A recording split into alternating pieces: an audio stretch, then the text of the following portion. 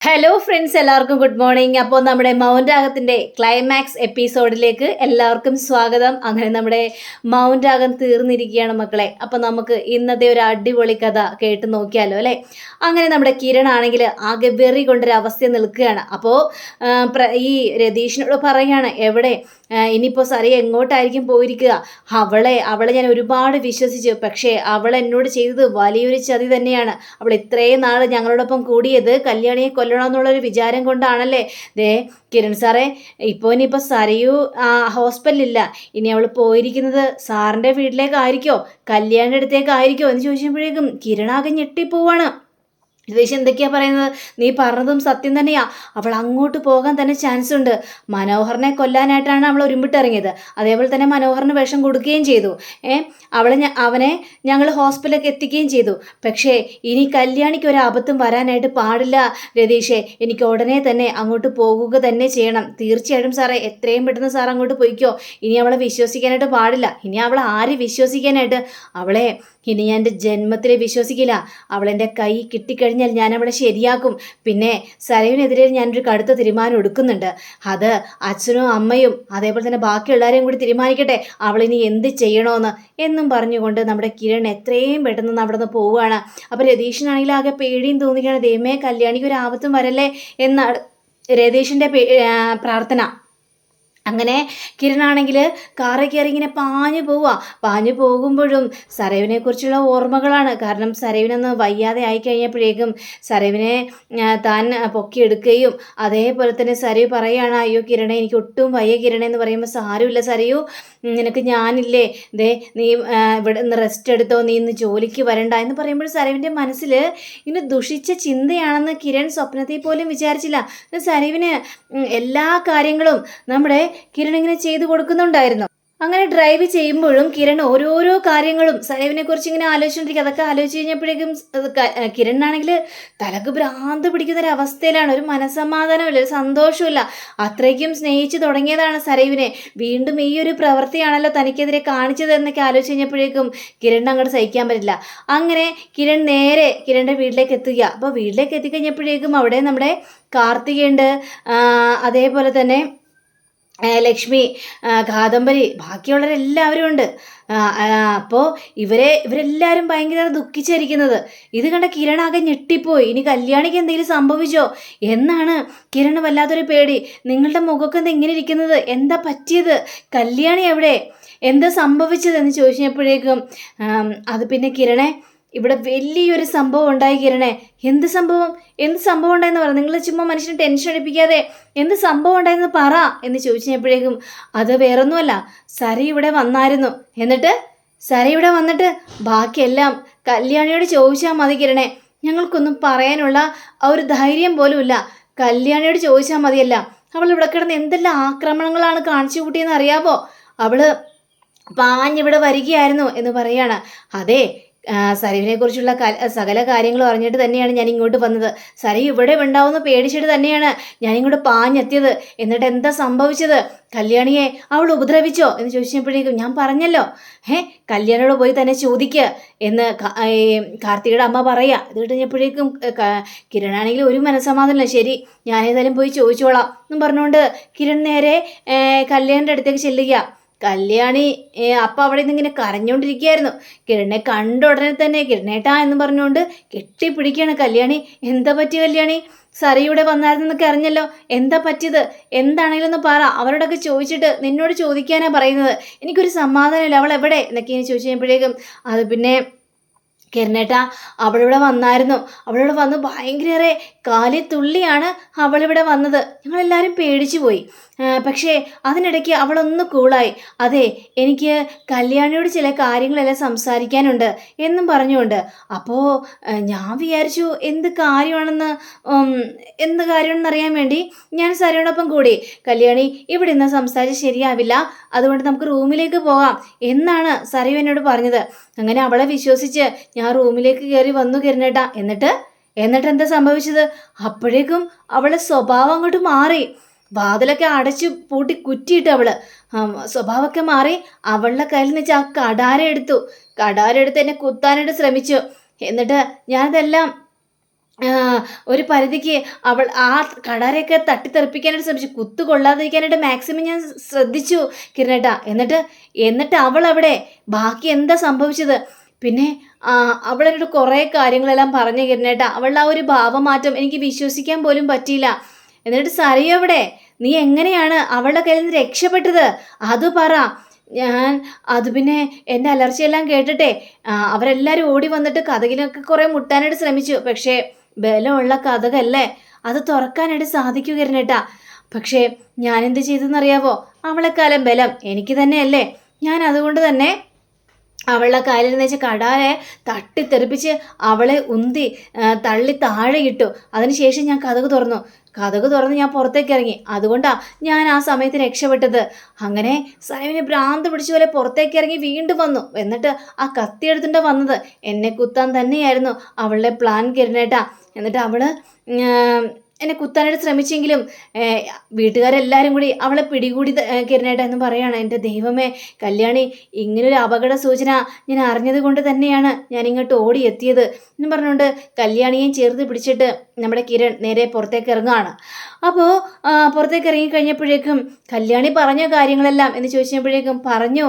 അവൾ സംഭവങ്ങളെല്ലാം പറഞ്ഞു. നിങ്ങളൊക്കെ പിടിച്ചത് കൊണ്ടാണല്ലോ അവൾ രക്ഷപ്പെട്ടത്. പക്ഷേ എന്നിട്ട് സരയു എവിടെ? സരയുവിന് എന്താ സംഭവിച്ചത്? അവൾക്ക് സംഭവിച്ചതോ? അവളെ ഒരു ഭ്രാന്ത് പിടിച്ച മട്ടിലായിരുന്നു അവളിങ്ങോട്ട് വന്ന് സാഹസങ്ങൾ മുഴുവനും കാണിച്ചത്. ഞങ്ങൾ അവളെ ഇട്ട് തല്ലി ചവിട്ടി കൂട്ടി. അപ്പോഴേക്കും നമ്മുടെ വേലക്കാരിയും പറയാണ്, ഞാനും വിടാനായിട്ട് തയ്യാറായില്ല. എൻ്റെ കയ്യിൽ നിന്ന് ചൂലെടുത്തിട്ടാണ് ഞാൻ അവളെ പാടാന്നും പറഞ്ഞ് അടിച്ച് ചവിട്ടി കൂട്ടിയത്. എനിക്ക് ചെയ്യാവുന്ന കാര്യങ്ങളൊക്കെ ഞാനും ചെയ്തു സാറേ എന്ന് പറയാം. എന്നിട്ട് പിന്നീട് ഞങ്ങളുടെ ഒച്ചപ്പാടും ബഹളം എല്ലാം കേട്ട് നാട്ടുകാർ മുഴുവനും ഓടി വന്നു കഴിഞ്ഞപ്പോഴേക്കും നാട്ടുകാരും ഇട്ട് നല്ലത് കൊടുത്തു. എന്നിട്ട് സരയുവിന് എന്താ സംഭവിച്ചത്? നാട്ടുകാരെല്ലാവരും കൂടി ചേർന്ന് അവളെ ഭ്രാന്താശുപത്രിയിലേക്ക് കൊണ്ടുപോയിട്ടുണ്ട്. പക്ഷേ എന്തായിരുന്നു കിരണേ ഈ ഒരു സാഹസം? നിങ്ങൾക്കൊന്നും അവളെക്കുറിച്ച് അറിയാൻ പാടാത്തത് കൊണ്ടായിരുന്നു. പക്ഷേ കിരണേ, വേറൊരു കാര്യം ഉണ്ടായിരുന്നു. അവൾ ഇത്രയൊക്കെ ബഹളങ്ങൾ കൂട്ടുമ്പോൾ അവൾ എന്താ പറഞ്ഞെന്നറിയാവോ? കിരൺ എൻ്റെയാണ്, കിരൺ എൻ്റെ മാത്രം, എൻ്റെ സ്വന്തമാണ്. അവനെ എൻ്റെ ലൈഫിലേക്ക് എനിക്ക് ചേർക്കണം, കല്യാണിയെ അവൻ്റെ ഒപ്പം ജീവിക്കാനായിട്ട് സമ്മതിക്കില്ല എന്നും പറഞ്ഞുകൊണ്ട് ഭയങ്കര ബഹളവും കാര്യങ്ങളൊക്കെ ആയിരുന്നു. ഒരു കണക്കിനാ അവളെ വായി ഞങ്ങൾ അടപ്പിച്ചത്. ഒരു രക്ഷയുണ്ടായിരുന്നില്ല കിരണേ എന്നൊക്കെ ഇങ്ങനെ കാർത്തിക പറയുക. എന്നാലും അവളൊക്കെ എന്ത് ഭാവിച്ചാണ് ഇത്രയൊക്കെ സ്നേഹവും ലാളനയൊക്കെ അവൾക്ക് കൊടുത്തു.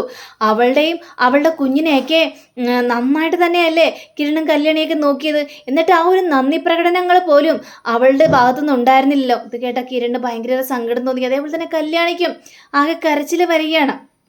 പക്ഷേ കിരണേ, നിന്റെ അടുത്ത് കൂടുമ്പോഴും നിന്നെ സ്വന്തമാക്കണമെന്നുള്ളൊരു ചിന്ത മാത്രമേ സരയുവിൻ്റെ മനസ്സിലുണ്ടായിരുന്നുള്ളൂ. കല്യാണിയെ എങ്ങനെയും തീർക്കണം, അത്രയും മാത്രമേ ഉണ്ടായിരുന്നുള്ളൂ. ഇനി സരയുവിന് ഇങ്ങനെ വിട്ടാൽ ശരിയാവില്ല. അവളെ എങ്ങോട്ടെങ്കിലും പറഞ്ഞയച്ചേര്. അവളും അവളുടെ അമ്മയും കുഞ്ഞും കൂടി പൊയ്ക്കോട്ടെ. ഇത് കേട്ട് നമ്മുടെ കിരണാണെങ്കിൽ അതെങ്ങനെ ശരിയാവും? ആ കുഞ്ഞിനെ കൊണ്ടുപോയാൽ ശരിയാവോ? ആ കുഞ്ഞില്ലാതെ എൻ്റെ അച്ഛനും അമ്മയ്ക്കും ജീവിക്കാനായിട്ട് കഴിയില്ല. അതൊന്നും നോക്കിയിട്ട് കാര്യമില്ല കിരണേ. ഇനി നമ്മൾ കുറച്ച് പോസിറ്റീവായി ചിന്തിക്കണം. കല്യാണി, നീ ഇനി ആരെങ്കിലും കരഞ്ഞുകൊണ്ട് വന്നു കഴിഞ്ഞാൽ നീ അങ്ങനെ മനസ്സലിവൊന്നും കാണിക്കേണ്ട കാര്യമൊന്നുമില്ല. നീ മര്യാദയ്ക്ക് ജീവിച്ചോളണം. അല്ലാതെ ഇവറ്റകളുടെയൊക്കെ സ്വഭാവം ഇപ്പം കണ്ടില്ല. നിന്റെ ജീവൻ വെച്ചാണ് അവളൊക്കെ കളിച്ചു കൂട്ടിയത്. അപ്പോഴും അവൾക്ക് ഒരു ഇതുണ്ടായിരുന്നില്ല. കിരണിനെ സ്വന്തമാക്കണം എന്ന് മാത്രമേ ഉണ്ടായിരുന്നുള്ളൂ. സരയു മനോഹറിനെ കൂട്ടിക്കൊണ്ടുപോയി എന്തിനാണെന്നറിയാമോ? സരയു മനോഹറിനെ കൊല്ലാൻ വേണ്ടിയായിരുന്നു. അവൻ കഴിച്ച ഭക്ഷണത്തിലെ വിഷം കലർത്തി കൊടുത്ത് കറക്റ്റ് സമയത്ത് ഞങ്ങൾ അവിടെ എത്തിയത് കൊണ്ട് അവനെ ഹോസ്പിറ്റലിലേക്ക് എത്തിക്കാനായിട്ട് കഴിഞ്ഞു എന്ന് പറയാണ്. ഇത് കേട്ടപ്പോഴും ഇവരൊക്കെ ഞെട്ടിപ്പോയി. അത് ശരി. അപ്പം മനോഹറിനെ ഇല്ലാതാക്കിയിട്ട് കിരണേ, കല്യാണിയും ഇല്ലാതാക്കിയിട്ട് നിന്നെ സ്വന്തമാക്കാനുള്ള പരിപാടിയായിരുന്നു അവളുടെ മനസ്സിൽ. പക്ഷേ എനിക്കിപ്പോഴും വിശ്വസിക്കാനായിട്ട് പറ്റുന്നില്ല. അവൾ എൻ്റെ അടുത്ത് ഓരോ കാര്യങ്ങളും അടുത്ത് കൂടിയപ്പോഴും അവളുടെ മനസ്സിലിങ്ങനെ ദുഷിച്ച് ചിന്തയുണ്ടെന്ന് ഞാൻ കരുതി പോലുമില്ല കാർത്തികേ. അവളുടെ കൂടെ ഞാൻ ഷോപ്പിങ്ങിനും ബീച്ചിലും പാർക്കിലും ഒക്കെ പോയിട്ടുണ്ട്. അവൾ എന്നെ ഒരു സൗഹൃദത്തോടെ നോക്കുന്നത് പോലെയാണ് എനിക്ക് തോന്നിയത്. പക്ഷേ അവളുടെ ആ നോട്ടത്തിൽ ഒരു വൃത്തികെട്ട ചിന്തയുണ്ടെന്ന് ഞാൻ കരുതിയില്ല. എല്ലാം നഷ്ടപ്പെട്ട പെണ്ണല്ലേ എന്ന് മാത്രമേ ഞാൻ കരുതിയുള്ളൂ എന്നൊക്കെ കിരൺ മനസ്സ് തുറന്നവിടെ പറയുകയാണ്. ഇത് കേട്ട കല്യാണിയും ആകെ സങ്കടപ്പെട്ടിരിക്കുകയാണ്. ഇനി എന്ത് ചെയ്യണം, എന്ത് പ്രവർത്തിക്കണം എന്ന് അറിയാൻ പാടാത്തൊരവസ്ഥ. ദേ കിരണേ, ഒരു കാര്യം ഞാൻ പറഞ്ഞേക്കാം. ഏതായാലും മകളെ കൊണ്ടുപോകണമെങ്കിൽ സരയു കൊണ്ടുപോട്ടെ. ഇനി അവളുടെ കാര്യത്തിൽ ചിന്തയേ വേണ്ട.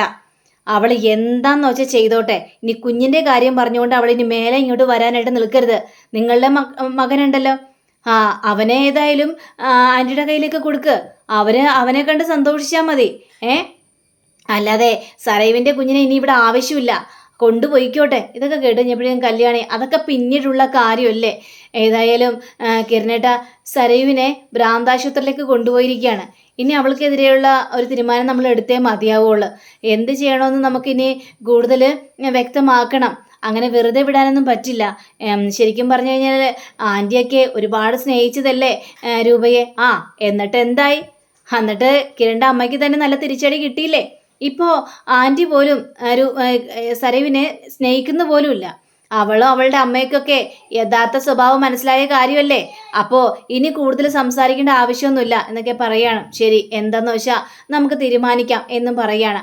അങ്ങനെ നമ്മുടെ കിരണും കല്യാണിയും കൂടി നേരെ ആ ഒരു ഭ്രാന്താശുപത്രിയിലേക്ക് ചെല്ലുക. അപ്പോൾ അവിടെ സെല്ലാണ് കാണിച്ചത്. അപ്പോൾ സെല്ലിലിട്ടിരിക്കുകയാണ് നമ്മുടെ സരയുവിനെ. അപ്പോൾ സരയു അങ്ങോട്ട് തിരിഞ്ഞിരിക്കുക. അങ്ങോട്ട് തിരിഞ്ഞ് നിന്നിട്ട് ഭിത്തിയിൽ എന്തൊക്കെയോ കുത്തി വരക്കുക.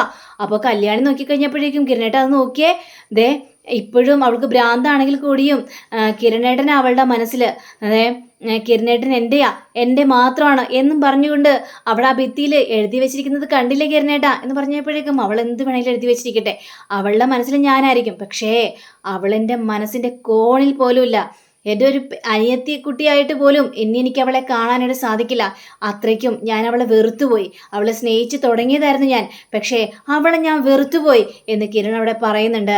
പക്ഷേ നമ്മുടെ സരയു ആണെങ്കിൽ ഇതെല്ലാം എഴുതി കൂട്ടി വെച്ചിട്ട് പോലും സരയു ആണെങ്കിൽ ആ ഭിത്തിയിലിട്ട് തൻ്റെ തല പടക്കെന്ന് പറഞ്ഞ് അടിക്കുകയാണ്. അയ്യോ കിരണേട്ട, ഇത് കണ്ടോ കിരണേട്ട, സരയു ദേ ഭിത്തിയിലിട്ട് തല അടിക്കുന്നു എന്ന് പറയാണ്. ഇനി നമുക്ക് ഇവിടെ നിന്നിട്ട് കാര്യമില്ല, നമുക്ക് ഡോക്ടറോട് എത്രയും പെട്ടെന്ന് വിവരം അറിയിക്കണം എന്ന് പറഞ്ഞുകൊണ്ട് ഇവർ രണ്ടുപേരും കൂടി അവിടുന്ന് പോവാണ്. സരയു ആണെങ്കിൽ ആകെ വല്ലാത്തൊരവസ്ഥയിൽ. പിന്നീട് കാണിക്കുന്നത് 5 വർഷങ്ങൾക്ക് ശേഷമാണ്. അപ്പോൾ നമ്മുടെ കിരണിൻ്റെ ബാക്കിയുള്ളവരെല്ലാവരുടെയും സെറ്റപ്പും ഗെറ്റപ്പും ഒക്കെ അങ്ങോട്ട് മാറി. കിരണയിൽ കോട്ടും സൂട്ടൊക്കെ ഇട്ട് കാറി വന്നിങ്ങനെ ഇറങ്ങുകയാണ്.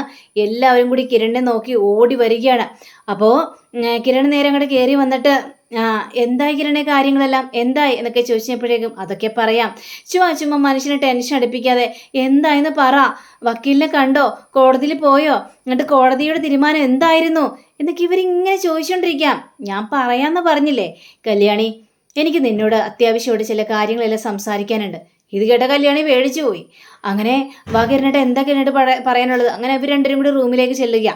അപ്പോൾ റൂമിലേക്ക് ചെന്ന് കഴിഞ്ഞപ്പോഴേക്കും എന്താ കിരണേട്ടാ, എന്താ സംഭവിച്ചത് എന്നിങ്ങനെ ആകാംക്ഷയോട് കൂടി തന്നെ ചോദിക്കുകയാണ്. അപ്പോൾ ചോദിച്ചു കഴിഞ്ഞപ്പോഴേക്കും കല്യാണി, ഞാനൊരു കാര്യം പറയട്ടെ, നിന്റെ അച്ഛൻ തിരിച്ചു വന്ന് കഴിഞ്ഞിട്ടുണ്ടെങ്കിൽ എന്നെ സ്നേഹിക്കാതിരിക്കോ നീയോ എന്ന് ചോദിച്ചപ്പോഴേക്കും അത് എന്ത് ചോദ്യം കിരണേട്ടാ, കിരണേട്ടനല്ലേ എനിക്ക് ഏറ്റവും വലുത്, എല്ലാവർക്കാരും വലുത്. അപ്പോൾ കിരണേട്ടനെ എനിക്ക് മറക്കാനായിട്ട് സാധിക്കുമോ കിരണേട്ടാ? അങ്ങനെയൊന്നും ചെയ്യില്ല. കിരണേട്ടൻ കാര്യം പറ എന്ന് പറഞ്ഞപ്പോഴേക്കും അതെ, എനിക്ക് പണ്ടത്തെ കാര്യങ്ങളെല്ലാം ഓർമ്മ വരിക. എനിക്ക് ഇന്നലെ കഴിഞ്ഞതുപോലെ അത് തോന്നുന്നത്. ഒരു തോണിക്കാരി, ആ തോണിക്കാരി പാലുമായിട്ട് വരുന്നു. ആ പാൽക്കാരിയെ ഞാൻ സ്നേഹിക്കുന്നു, പ്രണയിക്കുന്നു, കല്യാണം കഴിക്കുന്നു. അങ്ങനെതായ എത്ര നല്ല സംഭവങ്ങളും കാര്യങ്ങളൊക്കെയാണല്ലേ നമ്മുടെ ജീവിതത്തിൽ ഉണ്ടായിരിക്കുന്നതും. എൻ്റെ പൊന്ന് കിരണേട്ടാ, അതൊക്കെ പണ്ടുണ്ടായ കാര്യങ്ങളല്ലേ, അതൊക്കെ എന്തിനാ ഇപ്പം പറയുന്നത്? ഇപ്പോൾ അച്ഛൻ പുറത്തിറങ്ങിയോ? അത് മാത്രം ഇപ്പം എനിക്ക് അറിയേണ്ടത്. പറ കിരണേട്ടാ, അച്ഛൻ പുറത്തിറങ്ങിയോ എന്ന് ചോദിച്ചപ്പോഴേക്കും എങ്കിലേ കേട്ടോ, 5 വർഷത്തിൻ്റെ കാത്തിരിപ്പിനൊടുവിൽ കല്യാണിയുടെ അച്ഛൻ പുറത്തിറങ്ങിയിരിക്കുകയാണ്. സത്യമാണ് കിരണേട്ടാ, സത്യോ കല്യാണി, നിനക്കിപ്പോൾ സന്തോഷമായില്ലേ? നിന്റെ അച്ഛൻ്റെ ഒപ്പം നിനക്ക് സന്തോഷത്തോടെ ഇനി ജീവിക്കാലോ. കിരണേട്ടാ നന്ദിയുണ്ട് കിരണേട്ടാ എന്ന് പറഞ്ഞുകൊണ്ട് കിരൺ അങ്ങോട്ട് കെട്ടിപ്പിടിച്ചങ്ങോട്ട് പൊതിയാണ് നമ്മുടെ കല്യാണി. കിരണും ഒരുപാട് സന്തോഷമായി. ദേ അച്ഛനെ കാറിനകത്തിരിക്കുന്നുണ്ട്, ഞങ്ങൾ പറഞ്ഞിട്ട് ഇറങ്ങിയാൽ മതി എന്ന് പറഞ്ഞുകൊണ്ടാ അച്ഛൻ അവിടെ തന്നെ ഇരിക്കുന്നത്. അങ്ങനെ കിരണും കല്യാണിയും കൂടി നേരെ പുറത്തേക്ക് ഇറങ്ങി അവരുടെ മുന്നിലേക്ക് ചെല്ലുകയാണ്. നിങ്ങൾ അകത്തേക്കിട്ട് പോകാൻ കുറച്ചു നേരം ആയില്ല. എന്താ കിരണേ? അച്ഛൻ പുറത്തേക്ക് വന്നോ എന്ന് ചോദിച്ചു കഴിഞ്ഞപ്പോഴേക്കും നമ്മുടെ CS പറയാണ്, പിന്നെ അല്ലാതെ ഞങ്ങളൊരു കാര്യത്തിന് പോയി കഴിഞ്ഞിട്ടുണ്ടെങ്കിൽ അത് സാധിച്ചുകൊണ്ടല്ലേ മുന്നോട്ട് വരുള്ളൂ. അതുകൊണ്ട് നിങ്ങളുടെ 3 പേരുടെ അച്ഛൻ ദേ ആ കാറിനകത്തിരിക്കുന്നുണ്ട്, ചെല്ല് കാറിൻ്റെ അടുത്തേക്ക് ചെല്ല് എന്ന് പറഞ്ഞുകൊണ്ട് ഇവർ ആകാംക്ഷയോട് കൂടി തന്നെ കാറിൻ്റെ അടുത്തേക്ക് പോകുമ്പോൾ ദാ നമ്മുടെ പ്രകാശൻ കാറിൽ നിന്ന് പുറത്തേക്ക് ഇറങ്ങാണ്. അങ്ങനെ പുറത്തേക്ക് ഇറങ്ങിയ അച്ഛനെ കണ്ടു കഴിഞ്ഞപ്പോഴേക്കും ഇവർ 3 പേരും കൂടി ഓടി ചെന്നിട്ട് അച്ഛനങ്ങോട്ട് കെട്ടിപ്പിടിക്കണം അച്ഛാ എന്നും പറഞ്ഞുകൊണ്ട്. പ്രകാശനും അത് ഭയങ്കര സന്തോഷവും ആശ്വാസമൊക്കെ കൊടുക്കുകയാണ്. മക്കളെ ദേ ഈ അച്ഛൻ വീണ്ടും തിരിച്ചു വന്നിരിക്കുകയാണ്. ഇപ്പോൾ നമ്മുടെ കിരണും CS ഒക്കെ പറയുന്നുണ്ട്, അതെ വെറും പരോളിനല്ലോട്ട് ഇറങ്ങിയിരിക്കുന്നത്, ഇനി അച്ഛന് ജയിലിലേക്ക് പോകേണ്ട ആവശ്യമൊന്നുമില്ല, അച്ഛനെ കോടതി വെറുതെ വിട്ടതാ, ഇനി ഒരു കേസുമില്ല എന്നൊക്കെ പറഞ്ഞു കഴിഞ്ഞപ്പോഴേക്കും ഇവർക്ക് സന്തോഷം തോന്നുകയാണ്. ഇനി ഈ അച്ഛൻ്റെ ചിറകിൻ്റെ അടിയിൽ നിന്ന് നിങ്ങളെ മക്കളെ ആരെയും പിരിച്ചുകൊണ്ട് പോകാനായിട്ട് ഞാൻ സമ്മതിക്കില്ല, ഇനി എൻ്റെ മക്കളുടെ ഒപ്പം താമസിക്കാനാ ഇഷ്ടം. അപ്പം മൂങ്ങാമുത്തശ്ശിയും വരികയാണ്, ദേ അമ്മയെ കാണാൻ വേണ്ടിയാണ് ഞാൻ ആദ്യം പോയത്, അമ്മയുടെ അനുഗ്രഹം മേടിച്ചിട്ട് വേണമല്ലോ തിരിച്ചു വരാനായിട്ട്, ഇനി പുതിയ ജീവിതത്തിലേക്ക് കാലെടുത്ത് വെക്കുകയല്ലേ അച്ഛൻ, അതുകൊണ്ട് അമ്മയും പറഞ്ഞു ഞാനും അങ്ങോട്ട് വരുന്നടാ, എനിക്ക് എൻ്റെ കൊച്ചുമക്കളോടൊപ്പം താമസിക്കണമെന്ന്. ആയിക്കോട്ടെ എന്ന് ഞാനും പറഞ്ഞു. അങ്ങനെ അമ്മ എൻ്റെ ഒപ്പം കൂടിയതാണ് മക്കളെ. അപ്പോൾ അമ്മയും കൂടി വന്നു കഴിഞ്ഞപ്പോഴേക്കും ഇവർക്ക് ഭയങ്കര സന്തോഷം തോന്നിയ. അങ്ങനെ ഇവർ നേരെ ഈ ഈ വീടിനകത്തേക്ക് കയറാൻ പോകുന്ന ആ സമയത്ത് പെട്ടെന്നൊരു ഓട്ടോറിക്ഷ വരികയാണ്. അപ്പോൾ ഓട്ടോറിക്ഷ കണ്ടു കഴിഞ്ഞപ്പോഴേക്കും ഇവരൊന്ന് ഞെട്ടി നിൽക്കുക. അപ്പോൾ ഓട്ടോറിക്ഷയുടെ നമ്മുടെ രാജപ്പനണ്ണനാണ് ഇറങ്ങിയത്. അപ്പോൾ രാജപ്പണ്ണൻ ഇറങ്ങിക്കഴിഞ്ഞിട്ട്, അതെ സന്തോഷിക്കേണ്ട ആവശ്യമൊന്നുമില്ല, വേറൊരു സംഭവം കൂടി വന്നിട്ടുണ്ട്. അപ്പോൾ ഇവരിത് കേട്ട് കഴിഞ്ഞപ്പോഴേക്കും ഞെട്ടിപ്പോയി. വേറൊരു സംഭവമോ എന്നിങ്ങനെ ചോദിക്കുകയാണ്. അതെ വേറൊരു സംഭവം, അതെ പ്രകാശൻ ജയിലിൽ നിന്ന് ഇറങ്ങിയപ്പോൾ മറ്റൊരാളും കൂടി ജയിലിൽ ചാടി, അത് വേറെ ആരുമല്ല സരയു ഏതായാലും ഭ്രാന്താശുപത്രി ചാടി എന്ന് പറയാണ്. ഇത് കേട്ട് കഴിഞ്ഞപ്പോഴേക്കും ഇവരൊക്കെ ഞെട്ടിപ്പോയി. അപ്പോൾ പ്രകാശൻ പറയാണ്, ഇല്ല ഇനി ആരൊക്കെ എന്തൊക്കെ വന്നാലും ശരി എൻ്റെ മക്കളെ എന്നിൽ നിന്ന് പിരിച്ചെടുക്കാനായിട്ട് ഞാൻ സമ്മതിക്കില്ല, ഈ പ്രകാശിൻ്റെ ചിറകൊടിഞ്ഞ് വീഴണം എൻ്റെ മക്കളെ തൊടാനായിട്ട് എന്ന് പറയുമ്പോൾ നമ്മുടെ ശാരി വരിക. അപ്പോൾ ശാരി വന്നിട്ട്, ഇല്ല ആരും പേടിക്കേണ്ട ആവശ്യമില്ല, എൻ്റെ മോള് ഇങ്ങോട്ട് വരില്ല, കാരണം അവൾക്ക് ഇനി ഇങ്ങോട്ട് വരാനായിട്ട് സാധിക്കില്ല. അവൾ പറഞ്ഞ എന്താണെന്നറിയാവോ, എൻ്റെ മോളെ ഇനി രൂപയാൻ്റിയും CSRും കൂടി നോക്കിക്കോട്ടെ എന്ന്. ഇനി അവൾ കുഞ്ഞിനെ തേടിയും വരില്ല, അവളുടെ ജീവിതം ഭ്രാന്താശുപത്രിയിലേക്ക് മാറ്റി വെച്ചിരിക്കുകയാണ്. അവിടെ ഒരു ഡോക്ടറുണ്ട്, ആ ഡോക്ടർ മാനസിക രോഗികളെ ചികിത്സിക്കുന്ന ഡോക്ടറാ, ആ ഡോക്ടറിൻ്റെ ഒപ്പം കൂടി ഇനി അവർക്ക് വേണ്ടി ജീവിക്കാനാണ് സരയു തീരുമാനിച്ചിരിക്കുന്നത് എന്ന് ശാരി പറയാ. അപ്പോൾ ആ ശാരിയുടെ ആ വാക്കുകളെല്ലാം കേട്ടുകഴിഞ്ഞപ്പോഴേക്കും ഇവർക്ക് സന്തോഷം തോന്നി. അങ്ങനെ ഇവരെല്ലാവരും കൂടി ഇനിയിപ്പോൾ സന്തോഷമായല്ലോ, നമ്മളുടെ ഇടയിൽ ഇനി പ്രശ്നങ്ങളില്ല, വഴക്കില്ല, വക്കാണമില്ല, ഇനി സന്തോഷത്തോടെ കുടുംബജീവിതം, അതാണ് നമ്മൾ നയിക്കാനായിട്ട് പോകുന്നത് എന്ന് കിരണും CS ഒക്കെ സന്തോഷത്തോടെ പറയുകയാണ്. ഇനി ഈ അച്ഛൻ്റെ അരികിൽ നിന്ന് മക്കളെ പിരിച്ചുകൊണ്ട് പോകണമെങ്കിൽ ഈ അച്ഛൻ്റെ ചിറകൊടിഞ്ഞ് വീഴണം, അതുവരെ ഈ അച്ഛൻ എപ്പോഴും മക്കൾക്ക് സംരക്ഷണമായിരിക്കും എന്ന് കിരൺ പറയുകയാണ്. അങ്ങനെയും പറഞ്ഞുകൊണ്ട് ഇവരങ്ങനെ ഒരു സെൽഫി എടുക്കുകയാണ്. അങ്ങനെ നമ്മുടെ കഥ ഇവിടെ അവസാനിച്ചിരിക്കുകയാണ്. അപ്പോൾ ക്ലൈമാക്സ് എപ്പിസോഡ് എല്ലാവർക്കും ഇഷ്ടപ്പെട്ടുവെന്ന് തന്നെയാണ് കരുതുന്നത്. അങ്ങനെ ഇനി പുതിയൊരു സീരിയലുമായിട്ട് ഞാൻ വരുന്നതായിരിക്കും. ആ സീരിയലും കണ്ട് എന്നെ സപ്പോർട്ട് ചെയ്യണമെന്ന് എല്ലാവരോടും ഞാൻ അഭ്യർത്ഥിക്കുകയാണ്. അപ്പോൾ എല്ലാവർക്കും നല്ലൊരു ശുഭദിനം ആശംസിച്ചുകൊണ്ട് തന്നെ നമസ്കാരം. Thank you. See you. By.